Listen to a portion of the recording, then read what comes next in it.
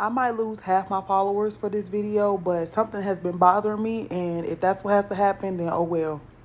I have been a fan of Tupac practically my entire life, and not just a fan in the sense of the music, more so a fan of what he represented to me, which was a black man that was conscious, that stood up for his people, particularly a black man that stood up for black women and empowered black women in a sector of music where women are often degraded, disrespected, humiliated, etc. So it cannot be understated how heartbroken I am to have found out the reason why he went to jail, and also, after doing my research, hearing in his own words his thoughts about the conviction in the trial. As I was watching the Diddy documentary, I posted on Threads how I was just so heartbroken that someone I had put on a pedestal was accused of SA. And they ate me up in the comments, telling me I needed to do my research, telling me that the woman was a liar, that he was set up. Mind you, I had definitely done my research before making that post because in my mind, I was like, there is no way. Tupac? Pac? Please. But very sadly, my bubble was bursted. Now, clearly, this man has long been gone from this Her bubble was bursted. I got you. side of the earth, and he's not here to defend himself. So, in sharing this information, I want to read to you his own words, not the words from the woman who was the victim in this situation, not the court case, but his own words from his 1995 April interview with Vibe with the cover story Ready to Live. So he was asked about his charges, and this is what he said. Somebody introduced me to this girl, and the only thing I noticed about her was she had a big chest, but she was not attractive. She looked dumpy like. Money came to me and said, this girl wants to do more than meet you. I already knew what that meant. She wanted to F. I just left them and went to the dance floor by myself. They were playing some Jamaican music, and I'm just grooving. Now he goes on to detail how she gave him fellatio like on the dance floor, but obviously I can't read that verbatim. But this is back to his words. Soon as she finished that, just enough to get me solid hard, we got off the dance floor. I told Nigel, I've got to get out of here. I don't know why people continue to, first of all, pedestalize rappers, athletes, all of this stuff. Even for this generation of people that's not familiar with what happened back then, because I was obviously of age and I was a heavy Tupac fan at that time. And I am 100% familiar. But more importantly, if you really understand the story, first of all, we should not continue to, whether it's now or then, pedestalize these people based off of whatever it is that we loved about their music. And so you think about a person like a Pac, right?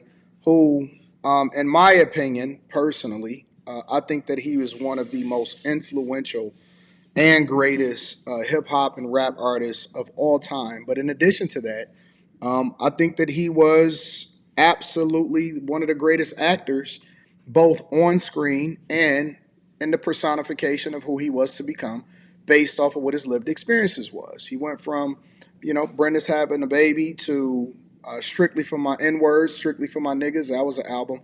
I think that that album was one of his worst albums to one of his best albums, and Me Against the World. And then you had obviously his transformation over into Death Row, his anger based off of what happened to him in New York, and then his subsequent passing, which he released Machiavelli's 7 Day Theory, so on and so forth, right? So I am 100% familiar with all of what it is that he did, how he lived, Poetic Justice, Above the Rim, Gridlocked, the whole 9 yards, right?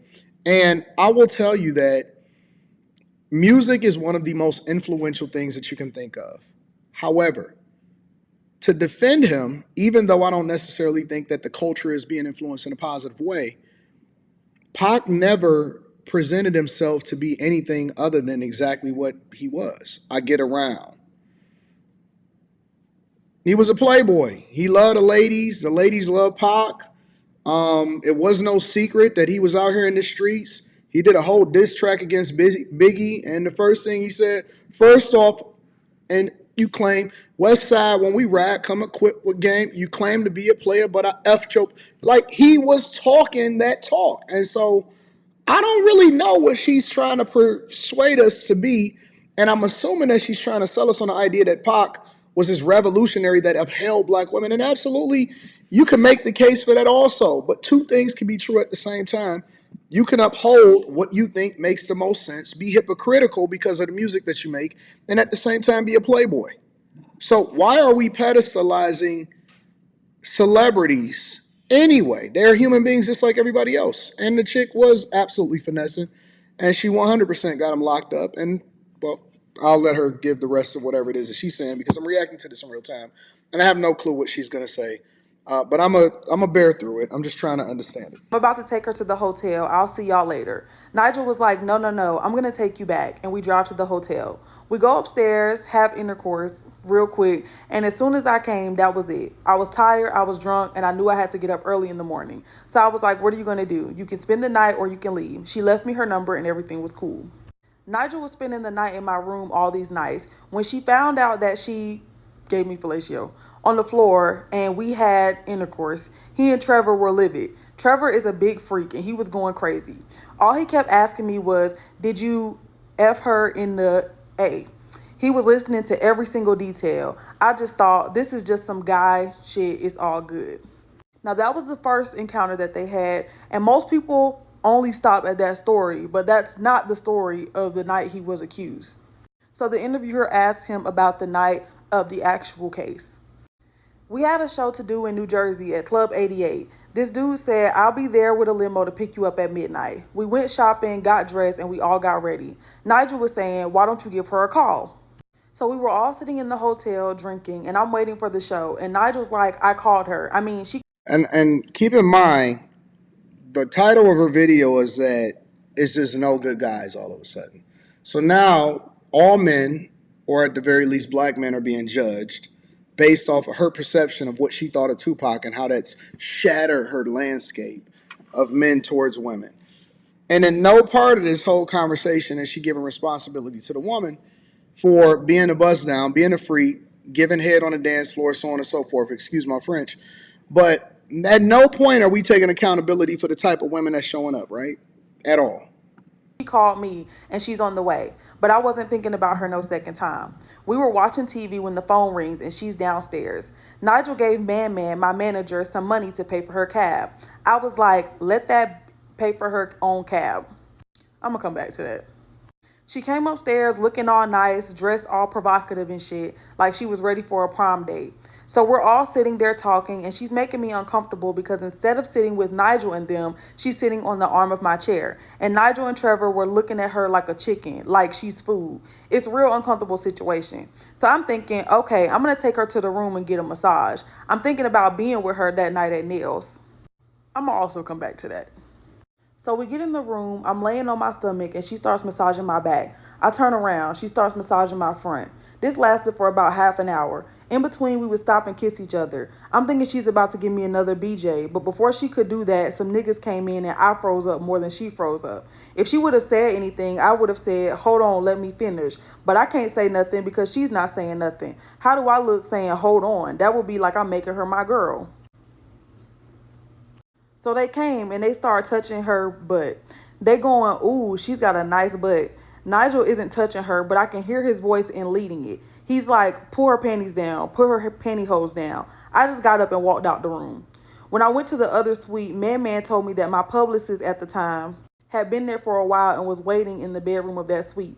I went to see her and we talked about what she had been doing during the day, and then I laid down on the couch and went to sleep. When I woke up, Nigel was standing over me going pop, pop, and all the lights was on in both rooms. The whole mood had changed, you know what I'm saying?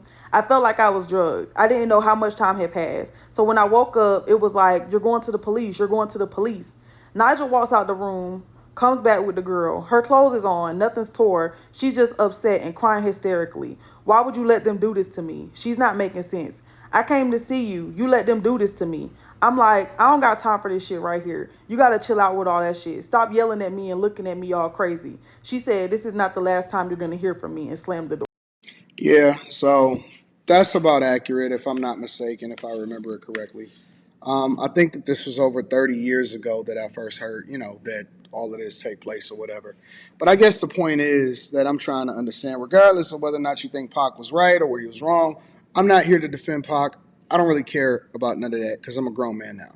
But the point that I am trying to make is, how can you assess all men based off of what your perception of Tupac was supposed to be And then you're going to then put this in title list, There Are No More Good Guys. Let me know what y'all think inside of the comments. Make sure y'all tap into the Patreon. Link is in the description. Teach Henley, 40% off your first order. 20% off of life. I love you. I appreciate you. And that was a little shaky getting that hand up. 20% off of life. I love you. I appreciate you. I'll let you guys later. Peace.